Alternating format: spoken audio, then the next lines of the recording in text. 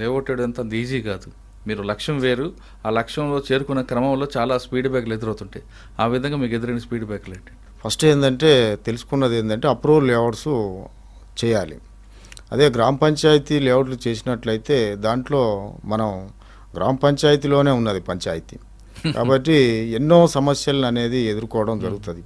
సరే మనం అమ్మేళ్ళిన తర్వాత కూడా కస్టమర్లు కూడా కొన్ని రకాల ఇబ్బందులు పడడం అనేది జరుగుతుంది. వచ్చే సమస్యలు అనేది మనం జస్ట్ ఒక 1 అవర్ 2 అవర్స్లో మాట్లాడుకుంటే కాదు, లెక్కలేనన్ని సమస్యలు ఉంటాయి. కాబట్టి ఆ సమస్యలన్నిటికీ ఒకటే చెక్ ఏంటంటే only approval layout. First approval layouts అంటే దాదాపు 90% లీగల్ టెక్నికల్ ప్రాబ్లమ్స్ అనేది ఉండదు. తర్వాత కొనుక్కున్న కస్టమర్స్ కూడా 100% డెవలప్మెంట్స్ ఉంటాయి. ఎందుకంటే ఇప్పుడు హెచ్ఎండిఏ పరిధి అంటే దానికి లీగల్ టెక్నికల్ డెవలప్మెంట్స్ అనేది ఖచ్చితంగా హెచ్ఎండిఏ నుంచి వాళ్ళు చేయిస్తారు. ఎందుకంటే మార్టిగేజ్ అనేది ఉంటుంది. ఆ మార్టిగేజ్ పార్ట్ ఉండడం వల్ల డెవలప్మెంట్స్ కూడా ఖచ్చితంగా చేయాలి. ఈ హెచ్ఎండిఏ ఉంటుంది, డెవలప్మెంట్ చేస్తాం కాబట్టి దీనికి ఇప్పుడు ఈ మధ్యలో మనకు రెరా కూడా వచ్చింది. కాబట్టి ఆ ఫైనాన్షియల్ స్ట్రక్చర్ కూడా దానికి రిలేటెడ్ ఉంటుంది.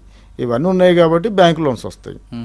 రావడం వల్ల కస్టమర్లకు అసలు ఫస్ట్ ఏంటంటే బ్యాంక్ లోన్ వస్తే ఏ సమస్య లేనట్టే. ఎందుకంటే 100% మనీ గ్యాదర్ చేసుకొని చాలా 2-3% పీపులే కొనగలుగుతారు.